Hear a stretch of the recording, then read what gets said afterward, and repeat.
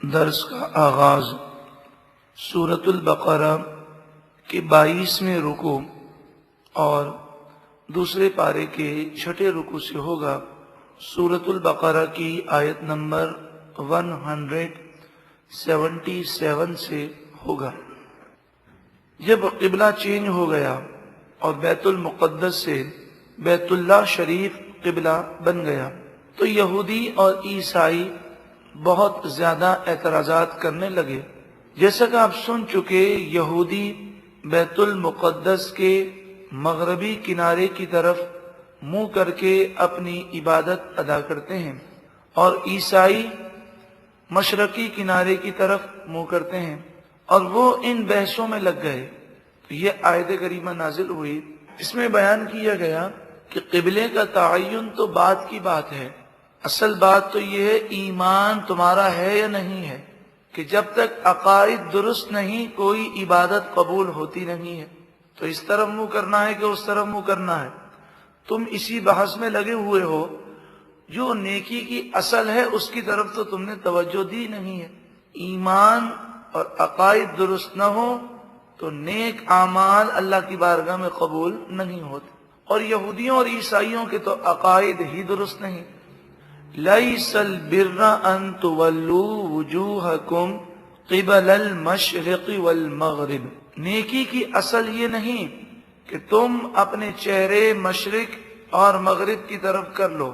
وَلَكِنَّ الْبِرَّ مَنْ آمَنَ بِاللَّهِ، ہاں لیکن نیکی یہ ہے کہ جو ایمان لائے اللہ پر، وَالْيَوْمِ الْآخِرِ اور آخرت کے دن پر، والملائکہ اور فرشتوں پر ایمان لائے، والکتابی اور تمام کتابوں پر ایمان لائے، والنبیین اور تمام نبیوں پر ایمان رکھے۔ ان میں سے کسی ایک کا انکار بھی کفر ہے اور وہ شخص کافر ہو جائے گا۔ اب یہ یہودی انجیل کو اور قرآن کو نہیں مانتے، عیسیٰ علیہ السلام اور حضور کو نہیں مانتے صلی اللہ علیہ وسلم، اور یہ عیسائی توریت اور قرآن کو نہیں مانتے، حضرت موسیٰ علیہ السلام اور حضور صلی اللہ علیہ وسلم کو نہیں مانتے۔ جب ایمان ہی نہیں تو اب کس طرح منہ کرنا ہے کس طرح منہ نہیں کرنا، اس بحث کا کوئی فائدہ ہی نہیں ہے۔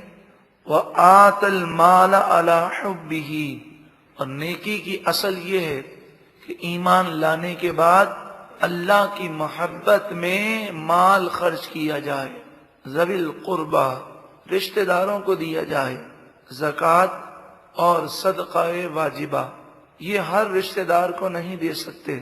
ماں باپ، بیٹا بیٹی، دادا دادی، نانا نانی، پوتا پوتی، نواسا نواسی کو زکوٰۃ نہیں دی جا سکتی۔ شوہر بیوی کو زکوٰۃ نہیں دے سکتا، بیوی شوہر کو زکوٰۃ نہیں دے سکتی، لیکن اس کے علاوہ جو باقی رشتہ دار ہیں ان کو زکوٰۃ دی جا سکتی ہے اگر وہ مستحق ہوں۔ یہ تو زکوٰۃ کی اور اس صدقے کی بات ہے جو واجب ہے، لیکن جہاں تک انسان اپنے ماں باپ پر جو خرچہ کرتا ہے، جو اپنی اولاد پر جائز اخراجات کرتا ہے، جہاں تک اس کی بات ہے وہ بھی ضائع نہیں جاتا بلکہ اس پر بھی اسے ثواب دیا جاتا ہے۔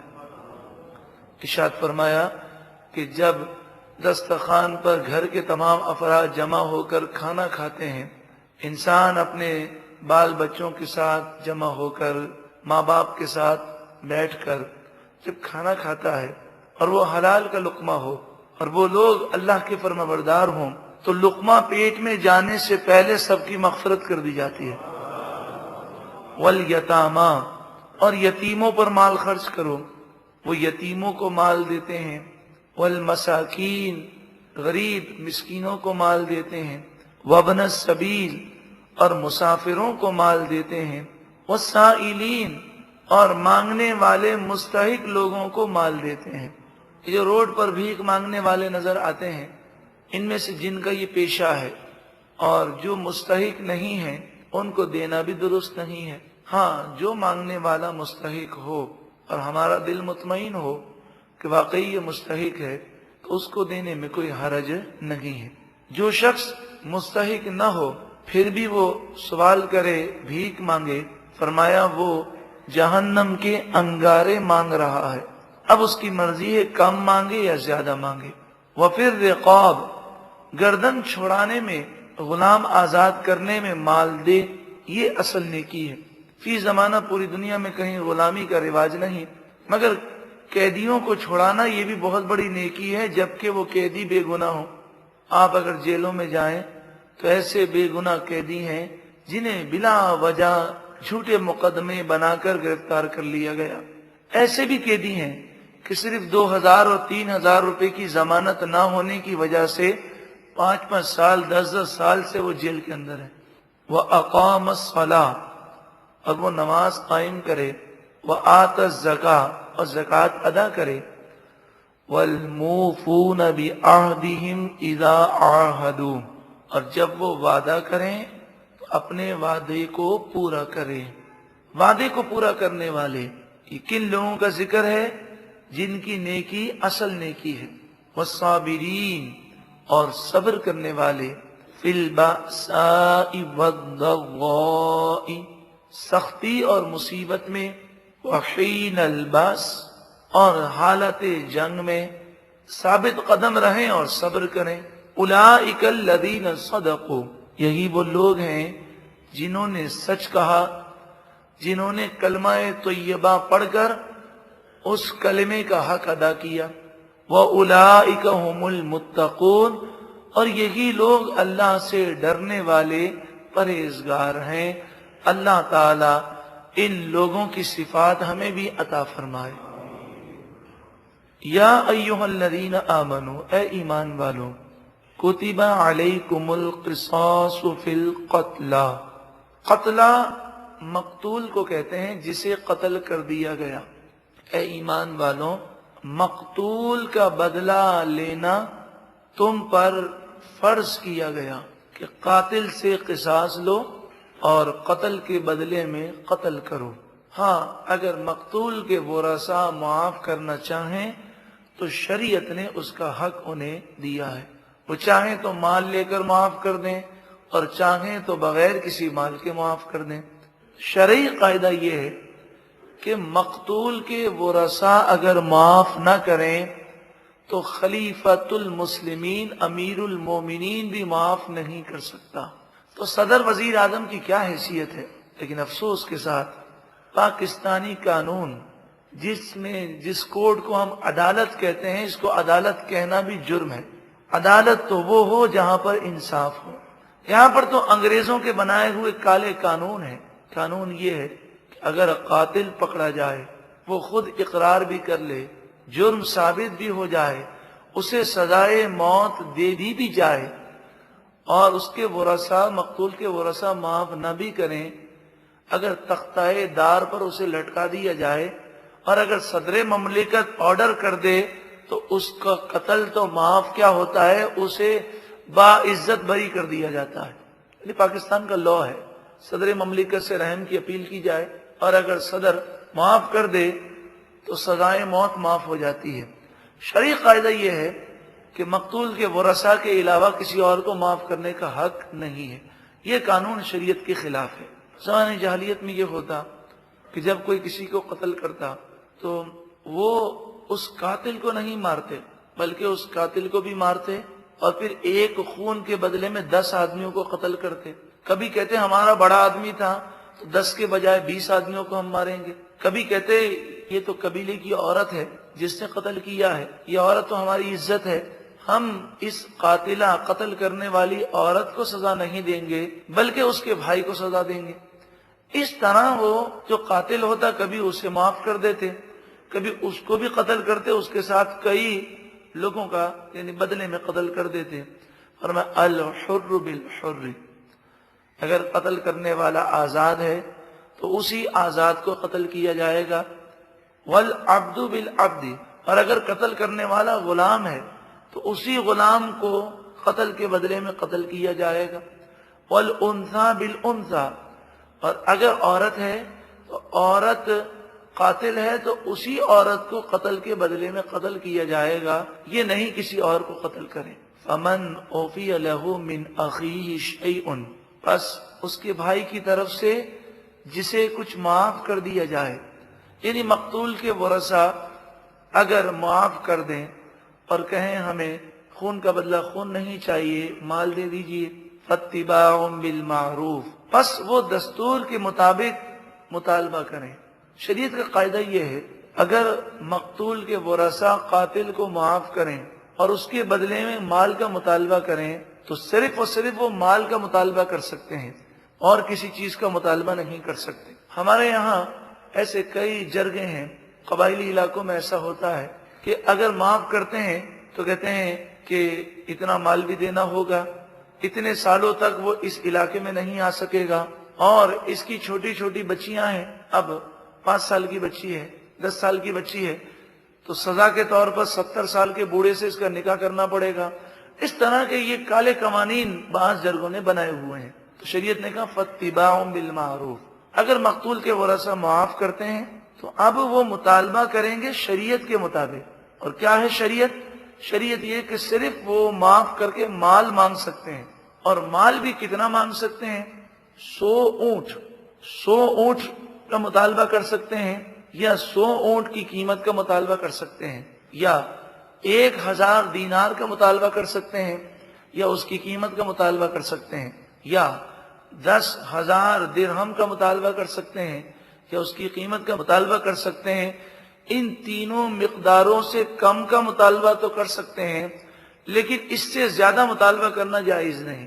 100 اونٹ کی قیمت لے لیں، یا آپ 1000 دینار جو 4.5 کلو سونا ہے اس کی قیمت لے لیں، یا 10,000 درہم چاندی جس کا موجودہ وزن 31.5 کلو چاندی، 31.5 کلو چاندی، یا 4.5 کلو سونا، یا 100 اونٹ، ان تینوں میں سے کسی کا مطالبہ کر سکتے ہیں، اس کی قیمت کا مطالبہ کر سکتے ہیں، اس کا کم کا مطالبہ کر سکتے ہیں، اس سے کم کا تو کر سکتے ہیں، اس کے برابر کر سکتے ہیں، اس سے زیادہ نہیں کر سکتے۔ یہ شریعت میں جائز، اس سے زیادہ نہیں ہے۔ وَأَدَاءٌ إِلَيْهِ بِإِحْسَانٍ، اور جو قاتل ہے وہ صحیح طور پر اس خون بہا کو ادا کرے۔ یہ نہ ہو کہ یہاں اسے وہ قتل سے معاف کریں اور یہ بھاگ جائے۔ اللہ تعالی پکڑ فرمانے والا ہے۔ ذَلِكَ تَخْفِيفٌ مِّن رَبِّكُمْ وَرَحْمَةٌ، یہ تمہارے رب کی طرف سے آسانی ہے اور رحمت ہے۔ موسیٰ علیہ السلام کی شریعت میں یہ تھا کہ قاتل کی سزا قتل ہی ہے، مقتول کے ورثاء اس کو معاف نہیں کر سکتے، لیکن ہماری شریعت میں مقتول کے ورثاء کو یہ حق دیا گیا۔ یہ اللہ کی طرف سے آسانی اور رحمت ہے۔ فَمَنِ اعْتَدَىٰ بَعْدَ ذَلِكَ، پھر جو کوئی اس کے بعد حد سے بڑھ جائے، سرکشی کرے، فَلَهُ عَذَابٌ أَلِيمٌ، پس اس کے لیے دردناک عذاب ہے۔ وَلَكُمْ فِي الْقِصَاصِ حَيَاةٌ يَا أُولِي الْأَلْبَابِ، اور تمہارے لیے خون کا بدلہ لینے میں اے عقل مندو زندگی ہے۔ اعتراض یہ پیدا ہوتا ہے کہ جب ایک شخص کا قتل کر دیا گیا تو چلیں وہ تو دنیا سے چلا گیا، اب اس کے بدلے میں قاتل کی جان کیوں لی جائے، اسے عمر قید کر دیا جائے؟ اس قاتل کے بھی تو چھوٹے چھوٹے بچے ہیں، اس قاتل کا بھی تو خاندان ہے، تو خون کے بدلے میں خون لے رہے ہیں، اس نے تو غلط کیا، خون بہا دیا، آپ کیوں خون بہا رہے ہیں؟ تو قرآن نے فرمایا اے عقل مندو، یہ خون کا بدلہ لینے میں سب کی زندگی ہے، آئندہ کسی کی جرت نہیں ہوگی کہ کسی کو بے گناہ قتل کرے۔ ایک آدمی کو اگر بھرے مجمع میں کھڑا کر کے اس کی گردن اڑا دی جائے تو پھر کسی کی جرت نہیں ہوگی، اور جس ملک میں کوئی قانون ہی نہ ہو، دن دہاڑے قتل کر دیا جائے، کوئی پوچھنے والا نہ ہو اور قاتل نہ پکڑے جائیں، تو پھر ہم کیسے سمجھتے ہیں کہ اس ملک میں کرپشن ختم ہوگا اور اس ملک میں دہشت گردی ختم ہو؟ اگر انصاف ہو اور قاتلوں کو سزا دی جائے تو کسی کی جرت نہیں ہے کہ وہ قتل کی طرف بڑھ سکے۔ آج مغربی میڈیا، یورپ کے بعض جو اپنے آپ کو پڑھے لکھے کہتے ہیں، وہ پوری دنیا میں سزائے موت ختم کرنے کی کوششیں کر رہے ہیں۔ وہ مقتول سے زیادہ ہمدردی نہیں رکھتے، وہ قاتل سے زیادہ ہمدردی رکھتے ہیں۔ ان کی آواز، ان کی NGOs اور یہ جتنی بھی غیر سرکاری تنظیمیں ہیں، یہ سب اسی میں لگی ہوئی ہیں کہ تمام دنیا سے سزائے موت ختم کر دی جائے۔ لیکن اسلام نے سزائے موت رکھی، اور کیسے رکھی؟ بھرے مجمع میں جمعے کی نماز کے بعد میدان میں اسے کھڑا کیا جائے اونچا کھڑا کیا جائے، سب لوگ عبرت کے لیے جمع ہوں اور تلوار سے اس کی گردن اڑا دی جائے. لیکن یہ مت سمجھیے گا کہ یہ قانون نافذ ہو تو سب کی گردنیں اڑ جائیں گی. گردن اڑانے کے لیے شریعت نے جو دلائل مانگے ہیں اور جو گواہوں کی جانچ پڑتال ہے وہ اتنی سخت ہے کہ کسی کو جھوٹی گواہی دینے کی جرت ہی نہیں ہو سکتی. ایسا نظام ہے اسلام کا. لعلکم تتقون، خون کا بدلہ لینے میں اے عقل مندوں تم سب کی زندگی ہے. لعلکم تتقون، تاکہ تم قتل کرنے سے بچو. اب دوسرا حکم بیان کیا جا رہا ہے. یہ ابتدائی حکم ہے جو اگلی آیت میں آ رہا ہے. پہلے اس حکم کو سمجھیے. کسی کا انتقال ہونے لگے اور اس کے پاس مال ہو تو اس آیت میں یہ فرض کیا گیا کہ وہ اپنے مال کے متعلق وصیت ضرور کرے اور یہ کہے کہ میرا اتنا مال میرے والدین کو دیا جائے، اتنا مال میری اولاد کو دیا جائے.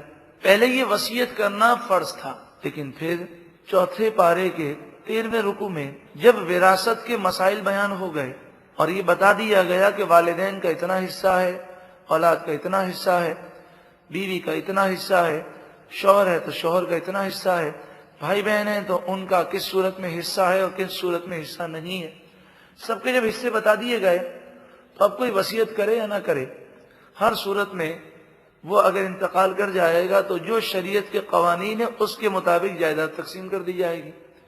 اب وصیت کا کرنا فرض نہیں ہے. ایک تو یہ فرق یاد رکھیں. دوسری بات یہ یاد رکھیں کہ پہلے یہ تھا کہ وصیت کرے تو اپنی مرضی سے جس کو جو حصہ دینا چاہے دے سکتا ہے، لیکن اب شریعت نے حصے مقرر کر دیے. اب اگر وصیت کرے گا تو وہ انہی حصوں کی کرے گا. مثلا شوہر ہے، مرد ہے اور اس کی اولاد بھی ہے اور اسے یہ لگتا ہے کہ میں اس مرض میں، اس بیماری میں بچوں گا نہیں، تو اس نے یہ وصیت کی کہ میرے مرنے کے بعد میری بیوہ کو میری جائیداد میں سے 8واں حصہ دے دیجیے گا. تو شریعت میں بھی بیوہ کا کتنا ہے؟ 8واں حصہ ہے، یعنی 12.5% بیوہ کو دیا جاتا ہے جبکہ اولاد موجود ہو. لیکن اگر اس نے یہ وصیت کی کہ میں جب مر جاؤں تو میرے مرنے کے بعد میری بیوہ کو 15% حصہ دے دیجیے گا، تو ہم اس کی وصیت پر کتنا عمل کریں گے؟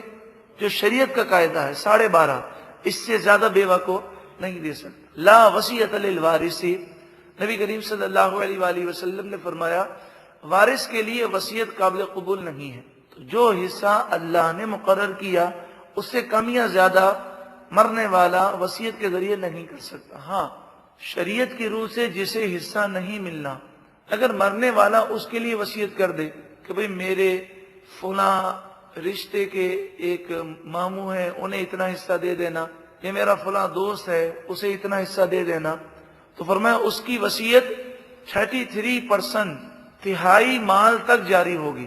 3 کروڑ روپے ہیں اور اس نے کہا کہ مسجد میں 1 کروڑ روپے دے دینا، تو 3 کروڑ کا تہائی کیا ہوا؟ 1 کروڑ. تو اس کے مرنے پر مسجد میں 1 کروڑ دے دیں گے، وہ 2 کروڑ ورثہ میں تقسیم ہوگا. لیکن اگر اس نے کہا کہ میں جب مر جاؤں تو 3 کروڑ میں سے 1.5 کروڑ تم مسجد میں دے دینا، تو صرف 1 کروڑ دیں گے اور اس نے جو 1.5 کروڑ کی وصیت کی ہے آدھا کروڑ اس نے زائد وصیت کی ہے جو شرعی طور پر جائز نہیں ہے. تو وصیت کے لیے 2 شرطیں یاد رکھیں. ایک تو ورثہ کے لیے وصیت قابل قبول نہیں ہے، دوسری بات جو وارث نہیں ہے ان کے لیے وصیت کی جائے تو قاعدہ یہ ہے کہ 33%، 33.33%، 3 کروڑ ہیں تو 1 کروڑ، 3 لاکھ ہیں تو 1 لاکھ، تہائی جائیداد تک وصیت جاری ہوگی. اس سے زائد اگر وصیت کرے گا تو تہائی مال وصیت میں دیں گے اور باقی 2 تہائی 66.67%، یعنی 3 کروڑ میں سے 2 کروڑ ہم ورثہ میں تقسیم کریں گے اور اس کی وصیت پر عمل صرف 1 کروڑ میں کریں گے، 1 تہائی میں کریں گے. یہ قاعدہ یاد رکھیے گا. اب آیت کریمہ کو سماعت کیجیے. کتب علیکم، تم پر فرض کیا گیا، اذا جب حضر احدکم الموت، تم میں سے کسی کو موت آنے لگے، ان ترک خیرا، اور اس نے مال بھی چھوڑا ہو، الوصیت، اس پر وصیت کرنا فرض قرار دیا گیا، للوالدین، والدین کے لیے، والاقربین، اور رشتہ داروں کے لیے، بالمعروف، بھلائی کے ساتھ، دستور کے مطابق، حقا علی المتقین، یہ واجب ہے، یہ ضروری ہے پرہیزگاروں پر. یہ آیت کا حکم اب منسوخ ہو گیا. اب وصیت کرنا کوئی فرض واجب نہیں ہے، شریعت نے حصے مقرر کر دیے، اور اگر کوئی اب وصیت کرتا ہے تو شریعت کے دائرے میں رہ کر اس کی وصیت قابل قبول ہوگی۔